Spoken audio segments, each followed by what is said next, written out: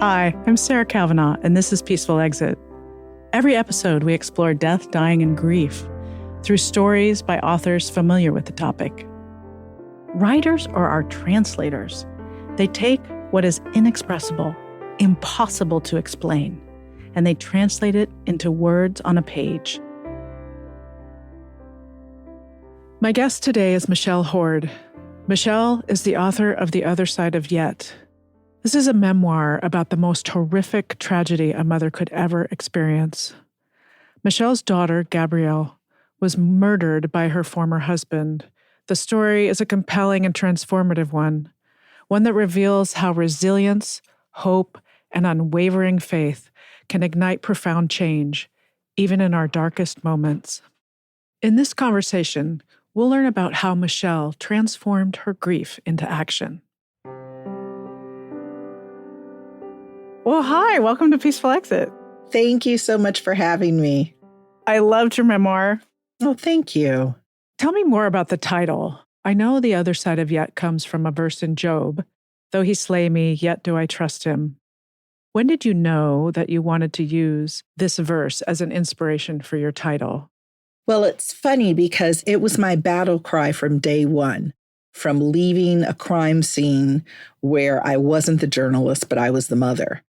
And I looked it up on my phone because I wanted to make sure I had it right. And as early as that evening, through tears, much more aspirational than actual at the time, was this plea to somehow still find hope and trust through my faith. And when I was pitching my book, actually, I used the phrase that I wanted the book to be about how you get to the other side of that yet. And the editor said, "That's our title." I was like, "Really?" But the further along we got, it just speaks so much to the life experience of getting to the other side. The book is divided into before, yet, and after. And so yet becomes a literal and figurative pivot. When we are facing crises, when we are facing grief, that moment where things will not look the same again. And then there's that yet that says, if we hold on, there can still be something else. Yeah. So do you think your being a journalist and a writer contributed to your ability to kind of step back and see this crisis and write about it? Well, more than being a journalist or a writer, I am the granddaughter of a Baptist minister. And so I've often talked about faith as a good insurance policy. You don't know how good it is until you need it, right? I lost my mother when I was in my 20s and she was 50, and it was a sudden death. She had an aneurysm. And her mother died 3 months later of cancer. And so in my early to mid 20s, I learned that the songs I sang, my Sunday school lessons, everything that I was raised to believe was all I had in that moment. And it held me. Now, obviously, that is a very different type of loss than losing a child, especially through violence. But it was enough to make me wonder, okay, God, what do you want from me? What is this? How am I supposed to keep going? Yeah, fair. And looking for the answer to that question through your faith. Absolutely. Yeah. Absolutely. That had to be tough, losing your mother and grandmother around the same time. Yes. Especially being so young. You said you were in your 20s? Yes, my grandmother had lung cancer, and I knew she was dying. And I was watching my own mother struggle with the fact that she was losing her mom. And it was actually a point when you're enough into adulthood, you realize you may not actually know everything like you thought when you were 16 or 17. And so we really were connecting as women for the first time. And I went with my mother on a few occasions for my grandmother's chemo and treatment. And ironically, 2 days before my mom died, she received a card from me saying, "I know you're dealing with an aging parent, and if I can be there for you, I want to be there for you." And then a couple of days later, I received a phone call from my father with this very small, still voice saying she's gone. And my first thought was, oh my gosh, I wonder how mom is doing. And then he told me, in fact, it was my mom. And it was beyond comprehension. But one of the most important things I learned in that experience, I have a brother who's 3 years younger than me, and we lost something different, even though we both lost our mother. We coped differently. Her sisters coped differently. My father coped differently. And so having that grace of understanding that what works for you may work for others, but it may not. And that in grief, we all have to find our own roads. There are elements of it that you can share, memories, reaching out a hand for help, but it is a very singular journey in terms of how you cope. Yeah. Yeah. I felt like I lost two parents when my mother died because I looked like my mother. And it was almost like it was too hard for him to see me in a way. Did you find that? Absolutely. From my father, from family members who said I looked like her, I sounded like her, my mannerisms. And to this day, some 30 years later, I will have moments where people say, gosh, you just remind me so much of your mother. I've now lived longer than my mother lived, which is a whole different type of benchmark and thing to grapple with. But yes, I did realize that. And, I spent my entire childhood wishing I looked like her because she was beautiful. Same. And between my buck teeth and, whatever else awkward stuff I was going through, I didn't see it at all. So the fact that she was gone before I was able to see it was ironic, but also kind of symbolic. My husband says that good things happen for a reason, not just everything happens for a reason, which I love. But I do think there are things to contemplate, even with darkness. And I'm a very different woman than my mother was. How I operate in the world, the type of career I chose. And because she was my path to being a woman, there were things I adopted because they were her, but I don't think they were ever me. Being shy, being quiet, being fearful. And I do wonder sometimes if I had not lost her then, if I would be a different type of woman now. And so while obviously I wish she was still here, I also recognize that there was something about that loss at that time in my life that gave me resilience and strength and made it clear to me who my real friends were and made it clear to me that this faith was a great insurance policy and also allowed me to explore my womanhood unencumbered by my idol. It gave you some freedom to be yourself. Yes. Yes. Yeah. Beautifully said. So when you turned 50 and outlived your mother, you said that was a inflection point. I'm super curious because I'm soon going to pass the same anniversary for my mother. She died at 67, a little later than yours, but still too early, too young. I was very aware as I got closer and closer of this mark that I was going to cross. And my mother turned 50 in October and died the following February. So my brain worked as such that I was like, okay, once I've been 50 for 5 months, I've lived longer than she did. And there was a point of me that realized how young she was. When you're in your 20s, 50 seems old. It made me realize how young 50 actually was. I looked at my godson and other young people who were in their early 20s and said, my goodness, I can't imagine them having to deal with something like this, let alone their mother and grandmother. And so I think it helped me give myself some compassion. But I was at such a personal inflection point. This was 3 years after I'd lost my daughter and just coming off of a criminal murder trial and a divorce that took years after Gabrielle's father was incarcerated for her murder. And so I walked into 50 saying, this is a new chapter. This is my 2.0. I don't know what it's going to look like, but I'm declaring it. I had a big party with a lot of friends that went with me to Mexico. And it was just really joyous. It was a bit of I've survived, literally and figuratively, that I had survived. Yeah. So I love some of the language you're using in your book. One of the terms, defiant faith. Can you talk a little bit about why defiant faith? From the moment I arrived at the crime scene, this was worse than my worst nightmare. You know, your worst nightmare is you drop your kid off to school and you hear there's a shooting or an accident happens or they get sick.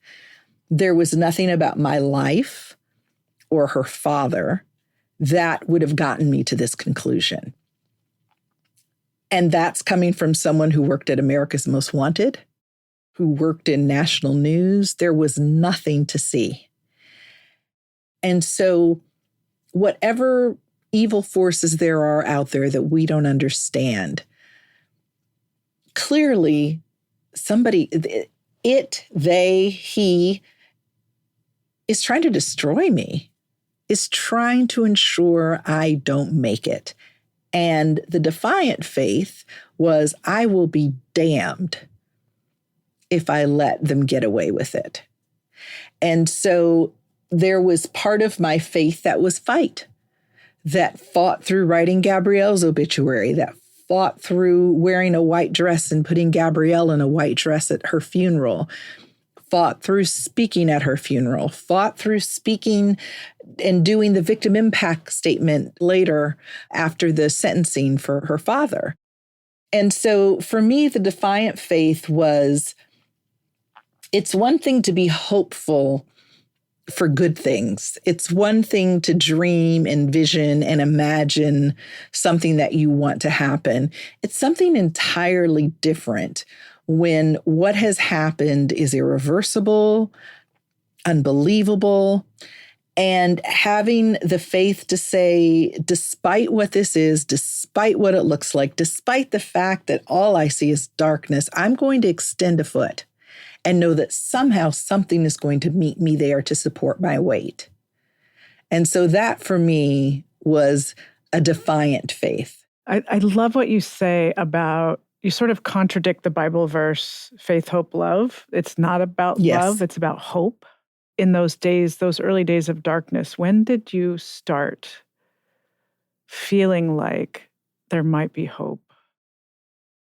Because I can't imagine in those first days. No. I mean, there is loss.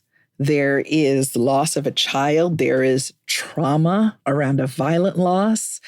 All of the logistical criminal things that come with it. So no, not at all.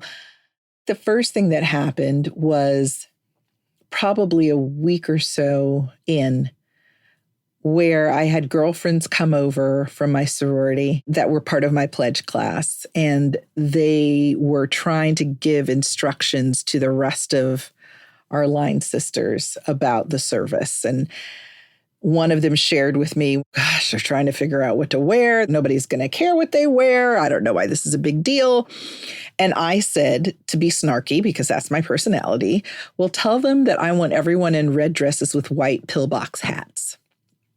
So not only is that wacky, they're also the colors of a sorority that's not ours. And I said, let's see who falls for it. And in that moment, I realized that even though everything had changed, everything had burned to the ground, I was still here. I may feel guilty about it. I may not understand it. But that Michelle was able to be a smartass 10 days later. And so even though I would feel guilty through it, even though I may not even want to be there, I realized that I was still me. And I think that was the beginning of having some hope that if I can do this, what else can I do? And that's the step by step when you're in grief. You can't look down a long path. There's no project plan. You take a step, and then miraculously, there's ground underneath you, and you take another. And by the way, sometimes you fall flat on your butt, or you feel like you're 10 steps back, but you're on the road, and you're the only one that defines what that road looks like. And you give yourself grace on the turns and the U-turns and the slips and fall. But that, to me, is what hope is in the midst of grief. Yeah, giving yourself grace. That feels huge. And also curiosity about what the next step is. Not looking out in the long term, but looking at what is that next one step. So what did you do when you lost hope? I mean, to say I never lost hope probably sounds crazy. I was so determined that I had to survive, that I had to keep going for Gabrielle, for her memory, for my other loved ones, that I wouldn't allow myself to dwell there too long. I just wouldn't. Now, were there things I did that weren't healthy at times? Absolutely. And there was certainly darkness, and frankly, can continue to be at times. But I don't think I ever felt hopeless, because I felt like as long as I was here and as long as I believed that this was the same God that had gotten me through so much, that had gotten my ancestors through so much, that if I chose to, I might be okay. Who did you look for support?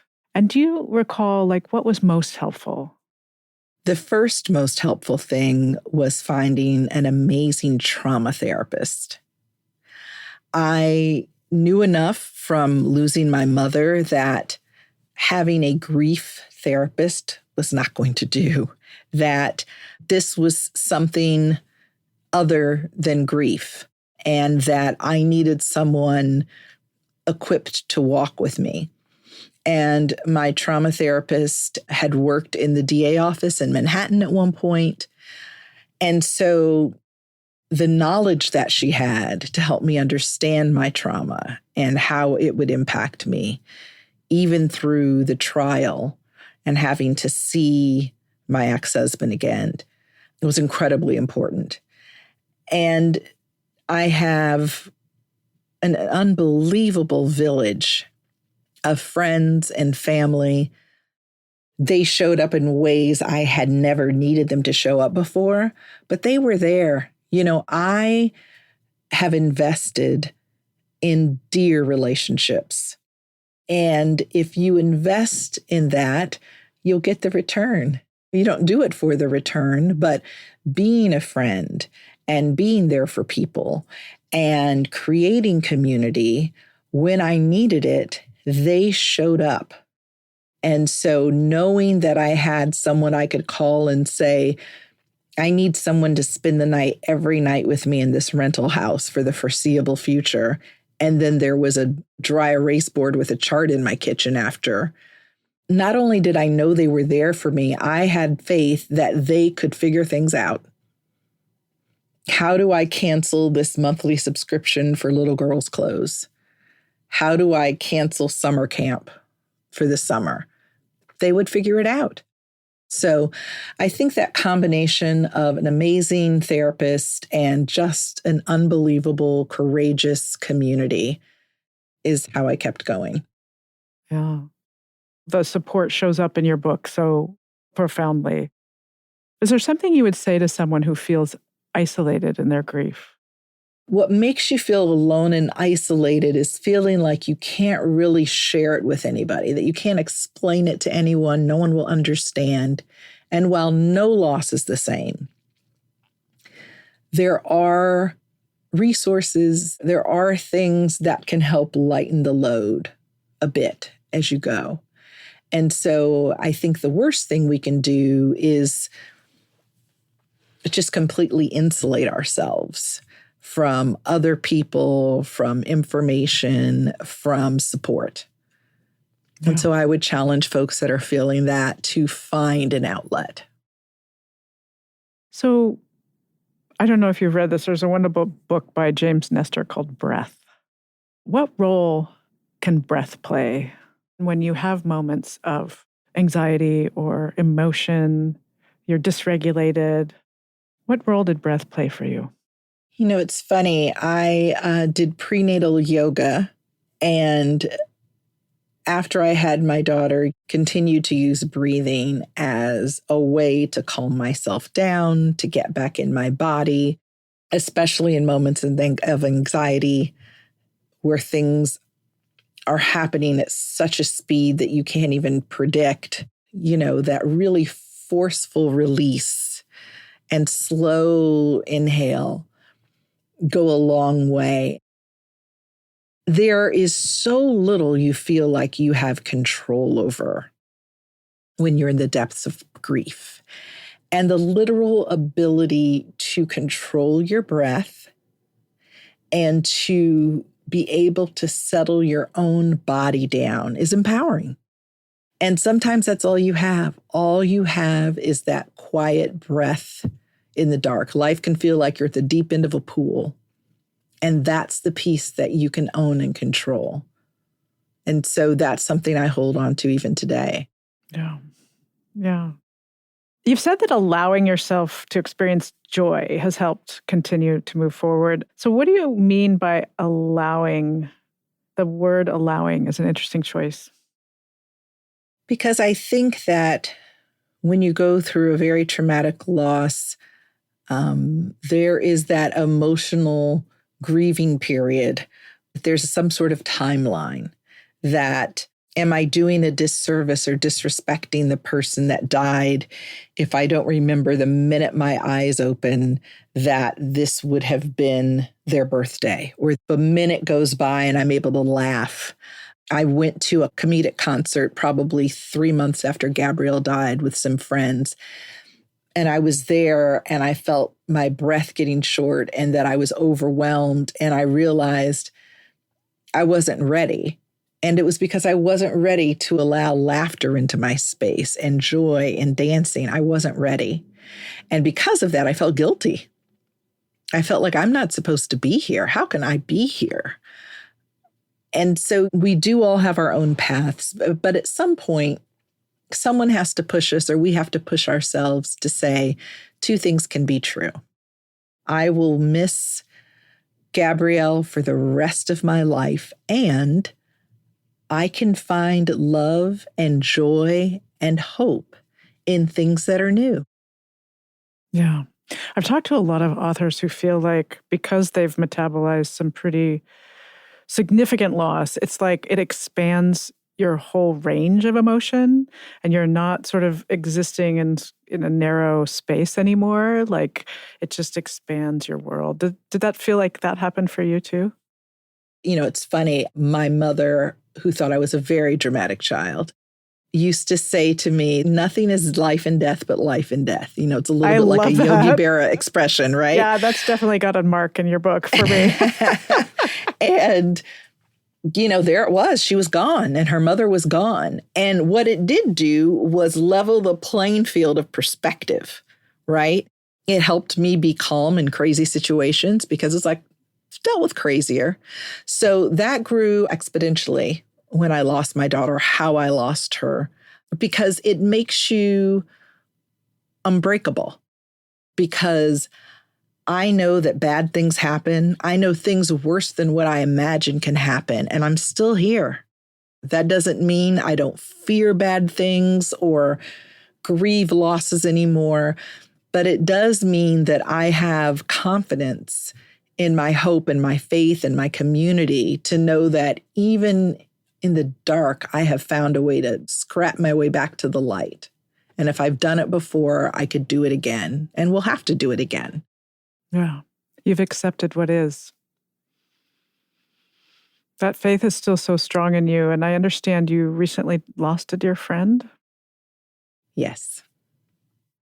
Yes. I lost the mother of my childhood best friend. And what I will say, while it was devastating, there was a gift in it for me because she was in her 80s. She lived a wonderful life. And in the end, she wound up in hospice at home. And I was with her. I went and stayed with my friend and tried to be helpful. And we knew this was happening. It's never a good time. It's never long enough, right? You never have enough time with people you love. But for me, this was the first time I got to say goodbye to someone, to watch them transition and to know that they were leaving pain for peace. And to be able to say, I love you, thank you, have a few laughs with her while she could still laugh. And so, does it take away the burden of grief? No. But what it did allow me to have was a more normalized sense of life and death. You know, in our culture, death has become this quiet, dark thing that we try to keep in the corners, right? And not talk about, not even acknowledge. And in other cultures, whether it's a body displayed for a length of time or people having an all-out party after a funeral, they go from just crying and crying to dancing and eating and drinking. There is something to be said for celebrating a life, for honoring pain and celebrating a life. And to be able to watch someone walk into the unknown is a gift if you have not had the opportunity to experience that in previous losses. Absolutely a gift. It's a sacred time. You know, I think about Gabrielle, and you thought very consciously about a beautiful legacy for your daughter so that she would not be remembered as a victim. And shortly after you lost her, you started a nonprofit, Gabrielle's Wings. The organization is dedicated to providing educational opportunities to young people of color in vulnerable communities. How did that experience help you heal? If you feel that you've been a victim, doing something empowering is really important. In any grief process or even just a dark chapter in life where you're not feeling a lot of hope, getting outside of yourself is really important. It's another place of perspective. And so, twofold, Gabrielle's Wings, the mission came from me as a Black mother of a bit of privilege relative to most people that look like me, to have been able to send my daughter to good schools and good camps and to have her be exposed to travel and all sorts of opportunities that a lot of children that look like her would not have. And so my heart was to give that to other children. But what I didn't realize until I really got in the work was the joy that these children would give me. I spent my first Christmas away from everyone I knew in Belize on a mission trip. And seeing the joy of the children, the laughter, the energy, the vibrancy was both painful but healing and beautiful. And so for me, Gabrielle's Wings started as just a place of legacy and has evolved into a place of impact where we are trying to offer hope and a future and opportunity to children. It's so true that if we're in action around those things that we're devastated about, it brings us hope. It absolutely does. It absolutely does. Yeah. Thank you for doing that work. Do you still talk to her? Yes, I do. I do. I find myself most comfortable talking to her or being able to hear her when I'm in the ocean because that was our place. And I will hear her little voice talking to me and encouraging me. I'm grateful for that connection to my heart and my soul that I can still find her. You say that as a writer, I always wrote backward from the end. And now you say there's freedom to not being tied to the end of the story. And my producer says there's some news. Well, a news girl loves breaking news. So in the vein of two things can be true. Yes. I will carry my daughter with me for the rest of my life, and I've allowed myself to find love again. And I am happily married to a man who I met in the Bahamas on a beach where my daughter and I spent a lot of time. He's Bahamian. We got married on that same beach, and God willing, this fall, we're expecting a little boy. Congratulations. And we have a surrogate who was my daughter's nanny, so someone who I'm very close to. Oh. And there's a duality, right? My daughter should be 15. I never would have imagined at 54 having a newborn. And yesterday we had a shower and it was lovely, but I found myself looking at the pictures when I was pregnant with Gabrielle and my first shower. And so two things can be true, right? I can be heartbroken that my life changed so dramatically that the story will not end the way I would have imagined.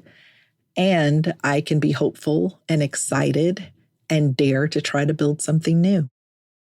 So will your son know about your daughter? Absolutely. That's his sister. It's his big sister. I grapple with what that will look like, as well as realize that it will be all he knows, is that he has a big sister who's an angel. That will always be his story. The details of the story as he gets older, I pray through wisdom and good advice and good therapist's guidance that we will tell him what he needs to know when he needs to know it. But the most important thing is how hard his mommy and daddy worked to get him here. Oh, that's beautiful. Do you feel like you've forgiven all that needs to be forgiven at this stage? I do. I truly believe that if something is eating away at you, you're giving your power away. And for me, it has been less about a tactical, I forgive her murderer for what he did, because he hasn't asked for, he hasn't even admitted that he did it. He is unwell, to say the least. And so for me, it has looked like reconnecting with Gabrielle's grandmother, his mother, making her a part of my life, not blaming her for what her only child did to her only grandchild. Just having grace for her and her struggle and her pain that is very different than mine. And so for me, just trying to create peace and still water where I can has been how I've dealt with it. I love the image of still water. So before I ask you the last question, is there anything you'd like to share that you haven't shared already? I'm often asked, how do I deal with a friend that's going through trauma or grief? And while I don't think there's a rule book or a right thing to say, I think the most important thing someone can say who's next to grief is, I don't know what to say. There are no words. I'm so sorry. How do you feel right now? How do you feel today? Because that puts them in a place of vulnerability. Really, our ego wants us to be able to solve things, fix things, have the right words, have the perfect escape for that person. And what they really need is your vulnerability, because their heart is outside of their body. And so the best thing you can do is listen more than you talk and admit that you have no idea how to deal with this. Don't compare it to something you've seen or heard or read or bring faith or religion into it. Just admit that, as we all are, you're at a loss about this mystical process of grief and death. So what does a peaceful exit mean to you? A peaceful exit to me is realizing that sometimes we don't get an explanation. sometimes we don't get the ending we've asked for, or the story takes a turn we wouldn't have expected. And yet, it can still be beautiful. It can still be beautiful. And sometimes giving up that need to be in charge and in control, that faux sense of, of independence from others in the world, to me, that's what peaceful looks like. Thank you so much for your time today. It was such a pleasure to meet you. Thank you. I've enjoyed it. Thank you so much. Thank you for listening to Peaceful Exit. I'm your host, Sarah Kavanaugh. You can learn more about this podcast at peacefulexit.net. And you can find me on LinkedIn, Facebook, and Instagram at A Peaceful Exit. If you enjoyed this episode, please let us know. You can rate and review this show on Spotify and Apple Podcasts. This episode was produced by the amazing team at Large Media. You can find them at larjmedia.com. The Peaceful Exit team includes my producer, Katie Klein, and editor, Corrine Kiltow. Our sound engineer is Sean Simmons. Tina Knoll is our senior producer, and Sid Gladue provides additional production and social media support. Special thanks to Ricardo Russell for the original music throughout this podcast. As always, thanks for listening. I'm Sarah Kavanaugh, and this is Peaceful Exit.